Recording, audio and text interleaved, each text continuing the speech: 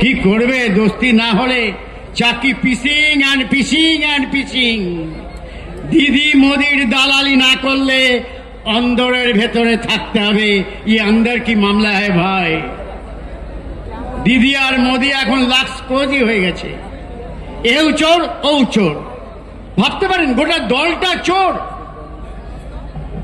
আপনাকে ভুলিয়ে দিচ্ছে এসআইআর নিয়ে অধীর চৌধুরী বিস্তারিত বলবেন। আপনাকে ভুলিয়ে দিচ্ছে আপনার 200 টাকা আরো শুধু 400 টাকা হয়েছে।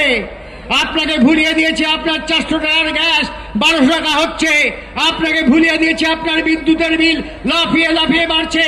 আপনাকে ভুলিয়ে দিয়েছে আপনার 60 টাকা ডিজেল আপনার 97 টাকা হচ্ছে। আপনাকে ভুলিয়ে দিয়েছে আপনার 60 টাকার 62 টাকার পেট্রোল আজকে 110 টাকা হয়েছে। আপনাকে ভুলিয়ে দিয়েছে গরিবের ঘরে চুলা জ্বালানোর কেরোসিন পাওয়া যায় না, কেরোসিন 120 টাকা আপনাদের সব কেরোসিনের ভেতরে ফেলে দিয়েছে। লাইফটা কেরোসিন হয়ে গেছে। আমি তাই আপনাদের বলি আগামী দিন চোরেদের হাঁটাতে হবে, রুটি রুজির কথা বলতে হবে, মানুষের কথা বলতে হবে। আমরা হিন্দু না মুসলিম, হিন্দু না মুসলিম জিজ্ঞাসা গুঞ্জন কান্ডারি বলো ডুবিছে মোর সন্তান মোর মার, আমার মার সন্তান মরে যাচ্ছে। আর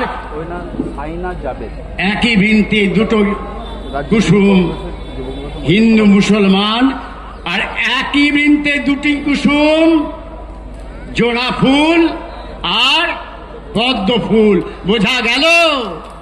বোঝা গেল?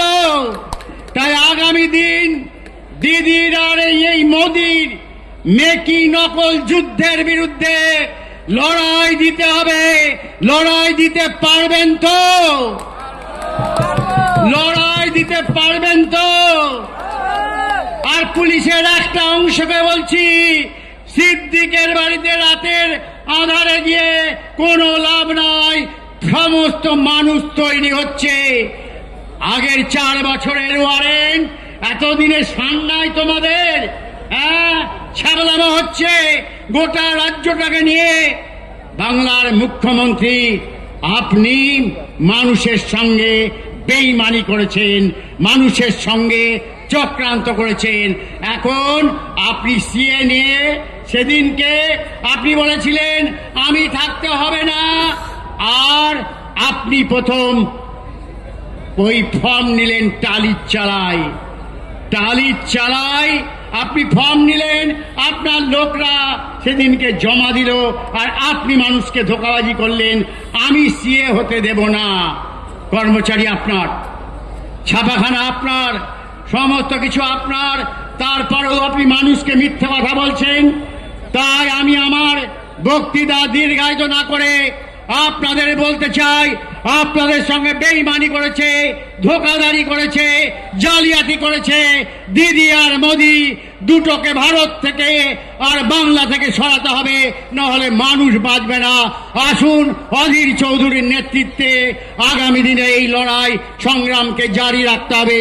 এই কথা বলে সকলকে আমার অভিনন্দন জানিয়ে আমি আমার বক্তব্য শেষ করছি। জয় হিন্দ, বন্দে মাতরম।